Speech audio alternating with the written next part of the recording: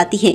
तब पेड़ उससे पूछता है, सुनो, तुम इतनी उदास क्यों खड़ी हो?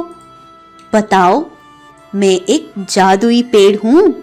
तुम मुझे अपनी हर परेशानी बताओ, मैं उसका हल जरूर निकाल लूंगा। तब वीणा उस पेड़ को हर वो बात बताती है जो बचपन से आज तक उसके साथ हुआ। मैं बहुत छोटी थी जब मेरे माता पिता और मैं तीनों साथ साथ रहते थे। मेरे पिता मुझे बहुत प्रेम करते थे, वही मुझे भोजन लाकर देते और मेरा बहुत ख्याल रखते। लेकिन अचानक माता पिता की एक पहाड़ी से गिरकर मौत हो गई।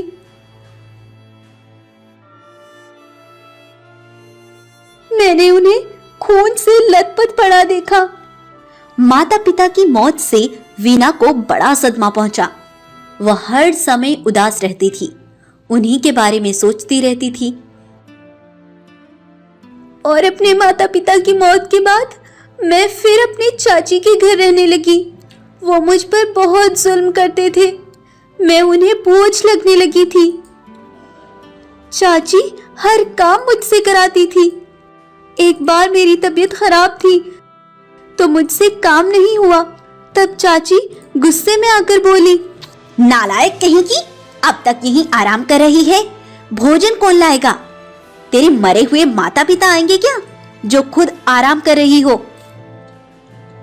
नहीं नहीं नहीं चाची, मेरी तबीयत आज बहुत खराब है, मैं भोजन नहीं ला पाऊंगी।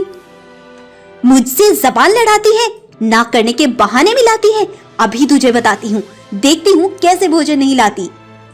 तब चाची ने मुझे गुस्से में आकर जलती आग पर धक्का दे दिया और मैं पूरी तरह से जल गई।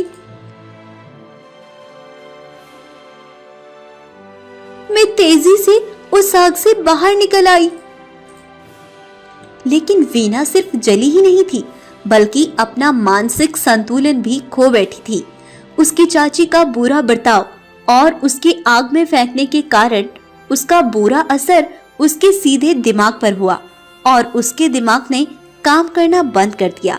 पहले से ही वीणा को माता पिता की मौत का गहरा सदमा पहुंचा था और जब आग में से वीणा बाहर उठी तो वो यही बात कहे जा रही थी, हाथ मत लगाना, जल जाओगी, मुझे हाथ मत लगाना, हाथ मत लगाना। तब तो उसकी चाची उसे अपनी गुफा पर ले आती है, लेकिन वीणा अब बिल्कुल पागल हो चुकी थी। वो उससे तंग आ गई थी। तू पागल हो गई है क्या? हर समय तूने दिमाग खराब करके रखा है। अब मैं तुझे अपने घर में बर्दाश्त नहीं कर सकती। वीणा को इस हालत में बेरहम जालिम चाची घर से निकाल देती है। वीणा जंगल में भटकती फिरती है और ऐसे ही समय बीत गया। वीणा बड़ी हो गई, लेकिन वो अभी भी इस तरह जंगल में भटकती फिरती है। और फिर मैं इस जंगल में आ गई, लेकिन फिर क्या हुआ वो मुझे नहीं पता। तब पेड़ बोलता है, फिर जो हुआ ये सब मुझे पता है। शेरनी, तुमने इस जंगल के जानवरों से मदद मांगी, लेकिन तुम्हारी किसी ने कोई मदद नहीं की, इसलिए मैं तुम्हारी मदद के लिए आया हूं। तुम मेरे साथ चलो।